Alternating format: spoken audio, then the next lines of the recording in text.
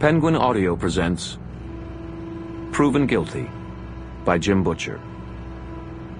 Read by James Marsters.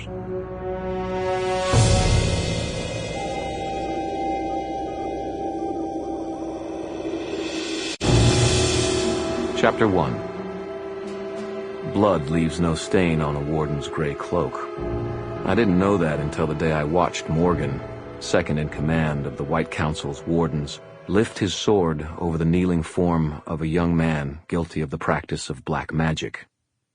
The boy, 16 years old at the most, screamed and ranted in Korean underneath his black hood, his mouth spilling hatred and rage, convinced by his youth and power of his own immortality. He never knew it when the blade came down. Which, I guess, was a small mercy. Microscopic, really.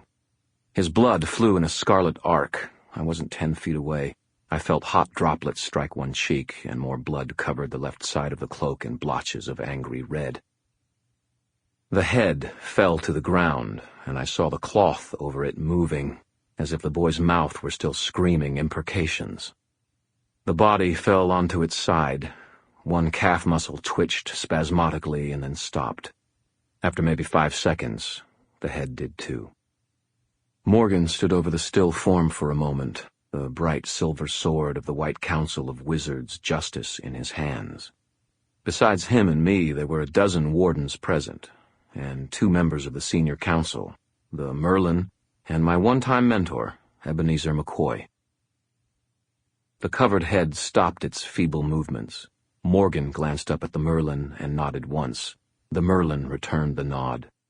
May he find peace. Peace, the wardens all replied together, except me. I turned my back on them and made it 2 steps away before I threw up on the warehouse floor. I stood there shaking for a moment, until I was sure I was finished, then straightened slowly. I felt a presence draw near me and looked up to see Ebenezer standing there.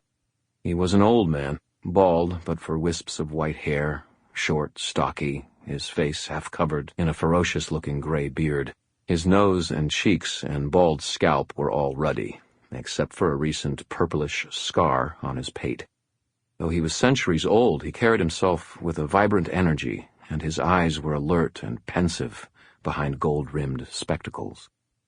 He wore the formal black robes of a meeting of the council, along with the deep purple stole of a member of the senior council.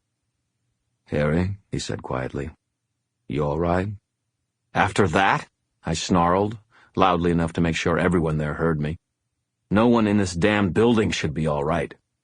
I felt a sudden tension in the air behind me. "No, they shouldn't," Ebenezer said. I saw him look back at the other wizards there, his jaw setting stubbornly. The Merlin came over to us, also in his formal robes and stole.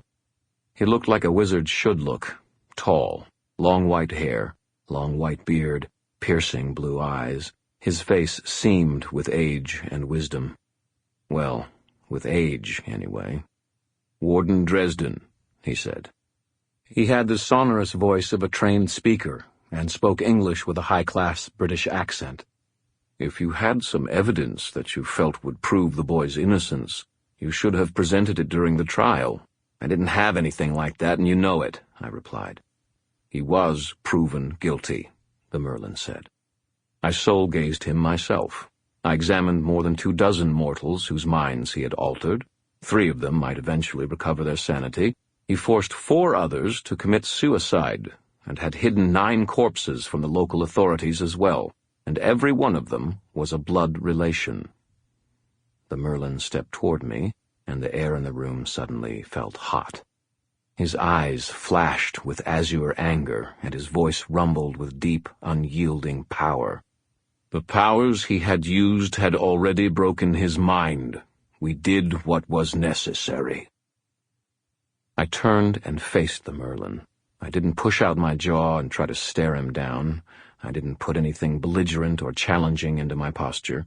I didn't show any anger on my face or slur any disrespect into my tone when I spoke. The past several months had taught me that the Merlin hadn't gotten his job through an ad on a matchbook. He was, quite simply, the strongest wizard on the... Sample complete. Ready to continue?